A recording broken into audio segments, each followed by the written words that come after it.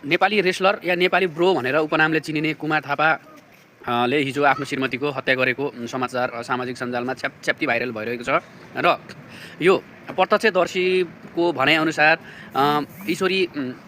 भुजेल जुन श्रीमती छ उहाँ चाहिँ तारकेश्वर नगरपालिकामा नेपाली सेनामा कार्यरत थिइन् र काम सकेर बेलुका घर आउने क्रममा श्रीमान कुमार थापाले चाहिँ पछाडिबाट रड प्रहार गरेर उहाँको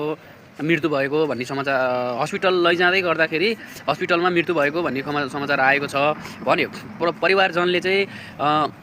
नेपाली ब्रोले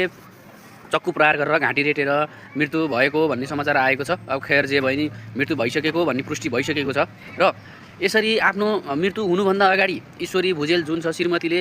बालाजु प्रहरी चौकीमा पटक पटक मेरो ज्यान बचाउनु पर्यो, ज्यानको सुरक्षा दिनु पर्यो भनेर प्रहरीलाई निवेदन दिएको रहेछिन्।